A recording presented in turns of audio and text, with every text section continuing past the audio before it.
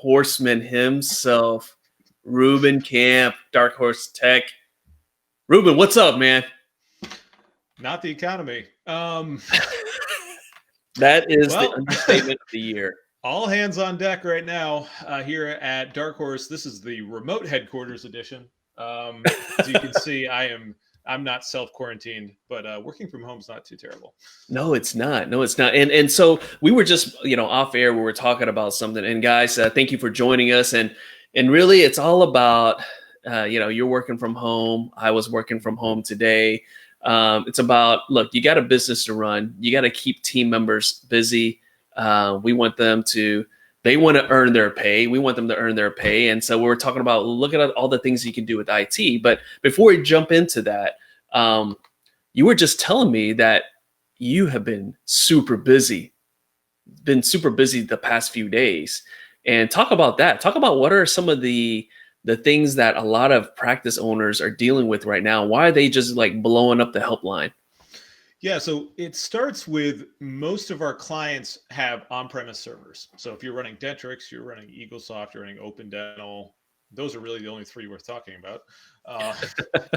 Then you're going to need remote access, right? So if you're not in the office, you need to access everything. So, I would say it started really on Saturday. And honestly, we were talking about this before we started. Doesn't a week and a half ago feel like a year? Oh gosh. Like we were talking about, is LeBron going to steal the MVP from Giannis? And then the whole world blew up. Yeah. And now we're here. So because everyone has on-premise servers, remote access is a huge thing for people, especially right now. And you mentioned keeping staff busy. That allows them to give them something to do. I know we're going to talk about some of the strategies we can use to fill time right now to keep those A-level staff people engaged on our team. But yeah, right now we've had the 3 busiest days consecutively in our inception, and it's pretty much just down the line remote access requests. So we've been doing a lot of training and setup and getting people where they need to be. So yeah, we're all hands on deck over here. And you sent me an article before we jumped on, and it was about like security when you're getting remote access to your computers if you're working from home. Right. So, before we go into what you're coming on before, I think that's really important because that's what people are doing right now. They're just remote access, looking at their schedule, working from home, working with their team, possibly letting their team remote in. Let's talk about some of the security issues that, if you're not careful, you might be coming back to, a bad situation. So yeah, this is really complicating the security environment. Most of the time, we're dealing with an office. Everyone's working in the office. It's a single point of attack. And remote access is pretty sporadic. Like, all right, someone called you late at night. They want, a Class A drug. You're going to remote in, make sure they're a patient. Mm-hmm. That's maybe you're finishing up some notes after work. That's the kind of remote access we're used to seeing. What's happening now is, if you can imagine, we're going from a single node to, let's say, 1 to 6 nodes per office now, because everyone's working from home and now they're using personal devices we have no control over, and accessing the office. So when I say we're all hands on deck, one, we have the workload piece of this coming up. And then on the other hand, we have the security side that we're trying to really bolster because the hackers know what's going on right now. This is not a dental specific thing, obviously. Yeah. They know what's happening, and the environments are changing, making it easier to get into places. So it's really more important than ever to make sure you have at least the minimum security, in place. Yeah. And so let's talk about that. What would you consider the minimum security standards for someone who wants to remote in from home? Yeah. So all starts at the office. All your computers need to be protected with antivirus software. Usually that includes anti-ransomware, anti-malware. You also need to have a firewall, and think of the firewall as your missile defense system. It's your bubble that's around the practice, right? It's stopping people from getting in from the outside. In addition, you want software that is making sure your computers are kept up to date. So you're getting the latest patches and security. and monitoring, right? So if someone's on your system, you need some sort of mechanism to tell you they're there. Otherwise, obviously, you don't know. Those are definitely by far the bare minimum. You should have a backup system. It should be in there, but we're talking about like preventative security. Obviously, backup system is very reactive. That means you're down. If we're talking a backup system, something's already happened. So, and if we're talking remote access, obviously making sure it's secure. You have two-factor authentication turned on, so you either get a code to your phone, code to your email, so someone can't just take control of your account easily, because some of you choose very basic passwords. That is true. You can't call it Dennis 101. Okay, guys. So the thing is like, think about it when you're trying to log on to your Facebook account, right? Mm-hmm. And you're logging it on from somewhere else. They're asking for a two-factor authentication, right? I mean, if Facebook is asking you for that, don't you think that you need to do it for your own practice? Now, for those who are with Darkhorse Tech, Reuben, you already have that all set up. You have it set up with my practice and so many other practices. But depending on who your IT person is or IT provider is, let me do this. So, for those who aren't with Darkhorse, right? What are some of the questions that they need to ask their IT provider about as far as like security goes? Like, what are the kind of questions you need to ask? Like, hey, do you have this in place and whatnot? What are those questions? So all those services I just talked about, those should be in place right now if you're working with a company that is saying, hey, you're HIPAA compliant now, right? So all those need to be in place. Yeah. In terms of the remote access piece, is this remote access protocol HIPAA compliant? My staff is going to be working on a $300 Costco laptop. What does this look like? Is this going to affect us in any way? Is this going to make us less secure? I guess from a financial standpoint, how much is this going to cost me? Now, we made the decision very early on. Remote access comes with every single plan we have. So right. It's I'll give the doctor access to every single computer. I'll give the office manager right now access to just hers. eAssist has access to an insurance computer. So it's pretty typical that offices have multiple users and points of access.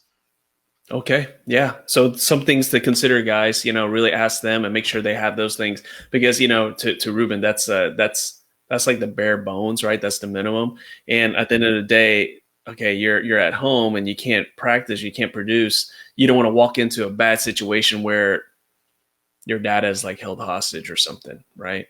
Right. I mean, that would be a really bad day. Okay. So let's jump into it. Okay. So a lot of people working from home, a lot of people are not seeing patients. Maybe they're in the office and, okay, you're having them do all different things. And a big component is like, look at the updates for IT or the projects, IT related projects that people always blow off like, I'll update some things or whatnot. Well, this is the time to do it. So let's talk about some of those things, Reuben. Yeah. So we're talking about, we need to kill some time right now. We're not as busy as we once were just like a week ago. So the first thing I would start with, you mentioned upgrades, right? A lot of you pushed that off because you could not bear to shut your practice down for 1 minute to let IT do their job. Now is a great time. Fantastic time. Let us get in there. You're already down. Let's do it. Obviously, if you run your business with a bit of a buffer or a cushion, this might be something that's available to you versus, some people out there running lean and mean, and this is going to be a pretty tough time to do that. Another, thing I was thinking about, if you were thinking about going to a cloud-based software and that required downtime, these companies, I talked to a couple of cloud providers today, they can do your conversion right now. They can convert you and get you ready to go. Are you going to have another moment in time like this where you're closed 2 to 3 weeks? Maybe not. So that might be a good time if you're looking to change practice management softwares. It doesn't even have to be cloud. If you're looking to move from Dentrix to Open Dental. I mean, someone was talking about that today. They're like, maybe right now is a good time to switch. I was like, it sure is. Yeah. It sure is, because it's like, look, I'm a big fan of Open Dental. I think it's the best value on the market. And for those of you who are just kind of been thinking about it, you might as well do it now, right? Yeah, sooner the better, because I'm sure it has occurred to some other people. The timing is pretty ideal. I would also say the amount of time I hear, and this applies to all practice management softwares, man, I feel like we don't use all the functionality of this program. Great time. Let's learn how to use our programs, right? It's got a lab module. It's got all these different things. Dive in, look at the resources. I mean, Open Dental, Glenn, does a great job on YouTube and all these different resources. These are the things that can help your practice run more efficiently when you're back open and at full steam ahead. And this is kind of a unique time where you can invest resources yourself, your staff, your office manager, whoever you're keeping on, to enhance what you're already doing.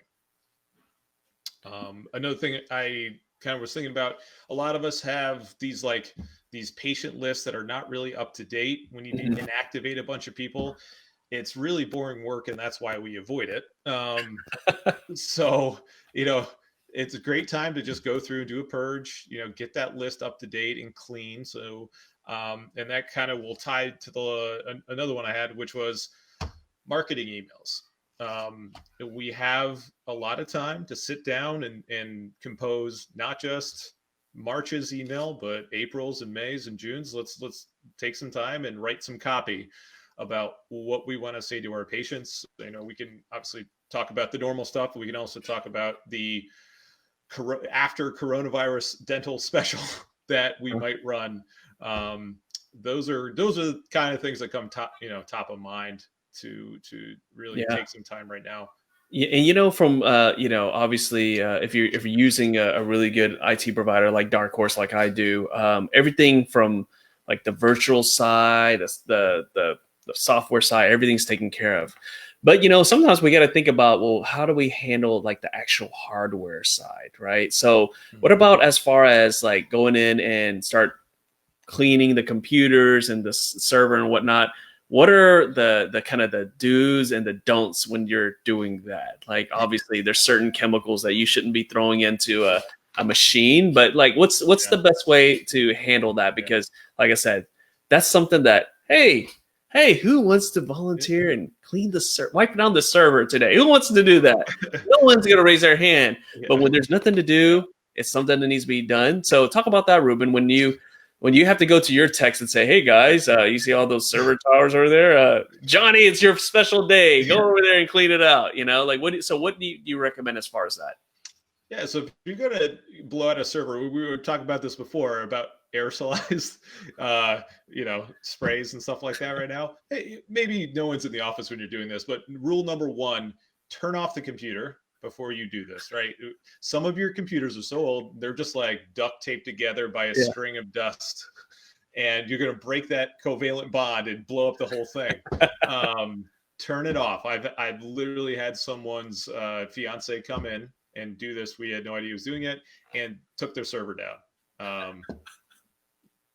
So easy, turn the server off, or any of your computers. Some of these computers, it might be sitting in one of those, like 12 o'clock cabinet arrays, and it might have been in there for 5 years. So it can collect a good amount of dust. So that's definitely something to do. Also, check out your network cage. It's that closet you never go into with a bunch of blinking lights. There a lot of dust can collect in there too. So again, Glenn and Reuben's tips on killing time here. Pick your favorite team member, and it's time to clean those things out. Because look, I mean, okay, they're probably thinking other than the fact that it's just kind of nasty to let it get really dusty. And look, let's be honest, guys. You guys probably had your server placed there, and you never looked at it again, and you never ventured back in that closet again. It's just been sitting there, just accumulating dust, right? Go ahead and put your mask on while you're at it when you have your team member go back there. But why do we care about even cleaning out that? Why not just let that server just collect dust until it just goes away in dust and you get a new one? Like, why is it important to clean? And then also your workstations. What happens when there's a lot of dust in there, man? Dust and electronics don't go very well together. And you think the operatory is the craziest part, because you just think about all the bone you're drilling on and all these different things that are just going into the You know, air. there's a fan there and it's sucking up And stuff. it's just taking it right in. So yeah, we're talking about you spent you know, presuming you spent some money on these computers, you're protecting your investment. It's, you know, I live in a place where we get a lot of snow, and that means we get a little salt on the roads, and you know, we wash our cars. It's the same principle. It's maintenance. So again, great time to do that. Yeah. So Ruben's tips is number one, turn off your machine, turn off the server, turn off the computer. Wash Then your you can hands. get the duster and go at it, right? Hopefully you guys are just doing that alone and not with a bunch of other people, because remember, we're just talking about aerosols, right? So whoever the lucky team member is, they could just go do it on their own in the back, just clean that out. So let's go to the next thing here, because now if you're a customer of Darkhorse, I mean, everything is up to date, right? You're not, if you were on Windows 7, you're already on Windows 10. If you need antivirus applications, well, that's already there. But for some people, they're doing it kind of more of the thrifty, not so much the nifty. They're maybe on the thrifty side, but now we're going to get them back to the nifty side. So if someone's kind of doing it on their own, and there's some downtime, what do they need to check on all their workstations? So I'm not going to bail out all of my Darkhorse clients. They, you know, they're adults. A lot of them have a laissez-faire relationship with HIPAA, and I can't force them to spend money. I can present them an option to update their computers, and they make a business decision, yes or no, on that. So we have, there's not that many, but we do have a couple people that have decided to go for it. And by that, I say they had to sign a release of liability for us, Wow. because now we can no longer back them up with the cyber liability insurance policy because you're not HIPAA compliant anymore. So the vast majority of people did it this year. It bled a little bit into this year. You know, we had until the 14th of January. If you want to do this yourself, laptops are pretty scarce right now. Monitors are pretty scarce right now. If you could imagine, the entire IT industry found out that everyone's going to be working from home. It's just like toilet paper. There was a run on everything. So I mean, good luck finding those two things. But, you know, if you're going to upgrade desktops, you can still get plenty of those. You know, we're talking about, you know, not having downtime. Now's a really great time to do that. I think Cavo is the only support group that has had some outages right now because someone in their support department had COVID-19. Wow. Yeah, so I think most support, you know, all these companies are still open. If you need to remote them in to install their softwares, you know, other than that, anything you wanted to update, like, think about it. If you're a handy dentist and you always wanted to put a TV on your 6 o'clock wall so you can show patients x-rays, now's also a really good time to do that too. Yeah, and then what about as far as like the software? Let's say if they've been winging it by themselves and try to do everything themselves. What are some of the like security measures that they need to have like on each workstation, or on every workstation? Like, would you say just antivirus and what else? Well, antivirus, and the key is that it's managed, right? So if you install it and it's running, like AVG is one of those programs Shine loves to install this, there's no actual person behind it. So there's like, you know, it might be trying to stop viruses, but you don't really know if it's doing it properly. When it detects something, there's, you know, it doesn't really tell you. It's not a great system. So managed antivirus means there's a human being or there's some, you know, machine learning AI, you know, in Amazon Web Services that is paying attention to this and at least alerting somebody. So, you know, the key is installing systems that are actually monitored and watched so you know what's going on. So antivirus is a great place to start. You know, when we talk about antivirus in terms of the security protocol, that means it's already on your system. If that is coming into play, I know we talked about if we're using a backup, that means you're down. Antivirus means ransomware is on your system if it's coming into play. Really, the firewall is the end all, is like the first line of defense, right? That's even before we're talking about something in the system. That device is protecting every single piece of data in and out of the practice and trying to stop it before the antivirus has to kick in, and then that fails and you have to rely on your backup. Yeah. So please, and get like a paid version. The free versions are Wait, the one that just comes with the computer is not good enough? well, yeah, Microsoft, that program like just failed all of the security tests, Yeah. Yeah. but they're limiting the features of the program to get you to the professional version. So you're just installing like a compromised version of antivirus Yeah. software Yeah. by doing that. So, really good tips. I mean, obviously, during downtime, there's so many things they can do, down to everyone's favorite thing, cleaning all the workstations. Look, it needs to be done. All right.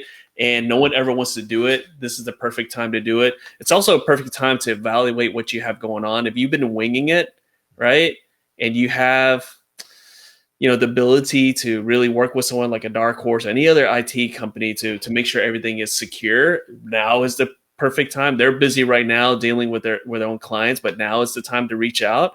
But I want to go back, and this is really important, okay? And that is what we were talking about earlier, and that's a lot of people are working from home. They're all remoting in, and there's certain things that you got to be careful with. Now, I have a team member that works from home.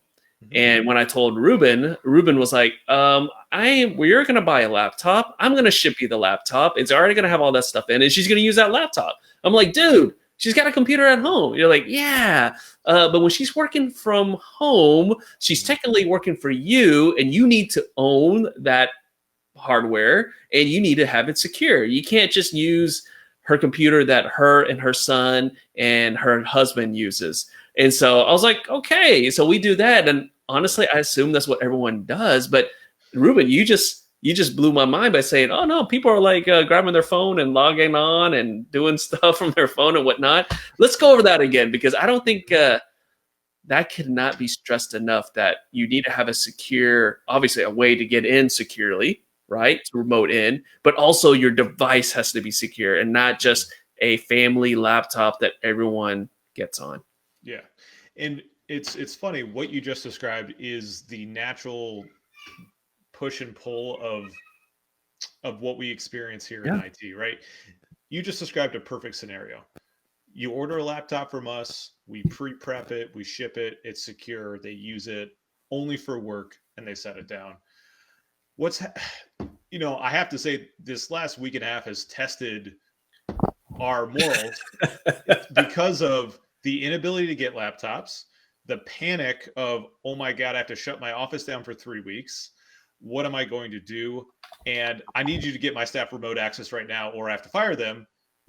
We have compromised a little bit on that, because we can't do that. So I have erred on the side of, I'm trying to be as compassionate as possible and get these offices everything they need to do to survive and succeed, with the just like, it's the Death Star, right? It's the security side. If we make enough bad decisions, it's going to bite us in the butt somewhere. Mm-hmm. So what about for, in that situation, obviously, the way we set it up was like my person who did insurance, she worked from home. When I told you, you're like, okay, you're going to buy a laptop. We're going to ship you the laptop, everything all set up. We're going to set it up for you, and yada, yada, yada, right?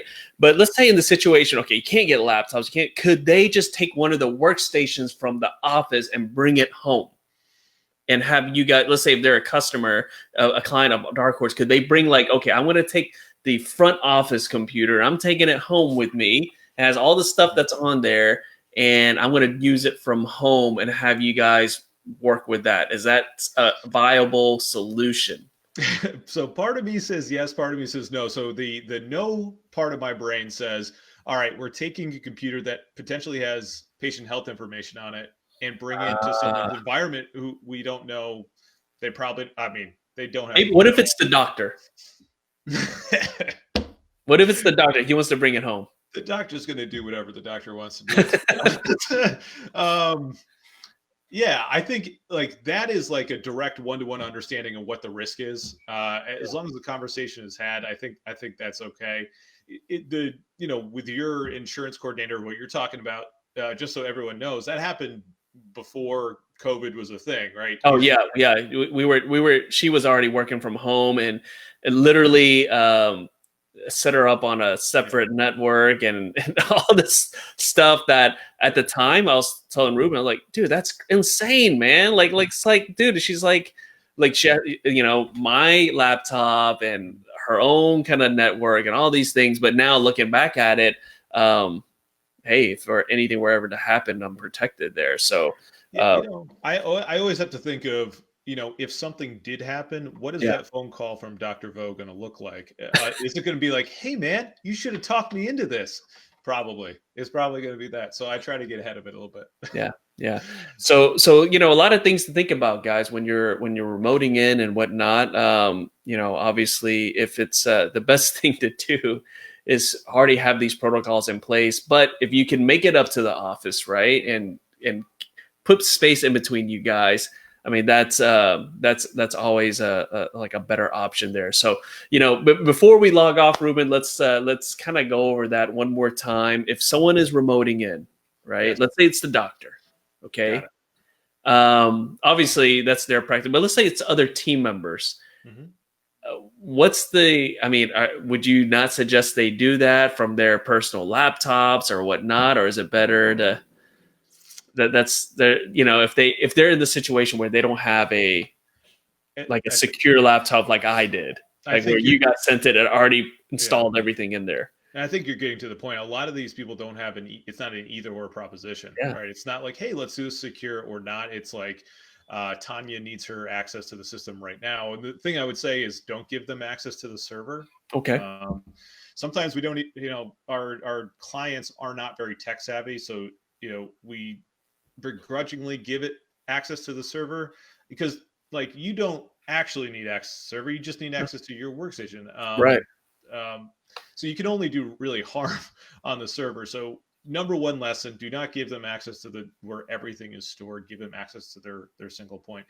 The second thing is if you're going to use a home laptop, something that your IT has no control over, you have no control over as a business owner, use the freaking securest remote access with quad factor authentication you can to limit your exposure. All right. It is that is paramount because the last thing you want to happen is coronavirus hits, you shut your practice down for 3 weeks. Somewhere during that time, now you get ransomware and you're dealing with that. That's literally the last thing you're worrying about or want to worry about. And I just want to say as like a PSA, if you are a startup practice that just opened your doors, I am so sorry.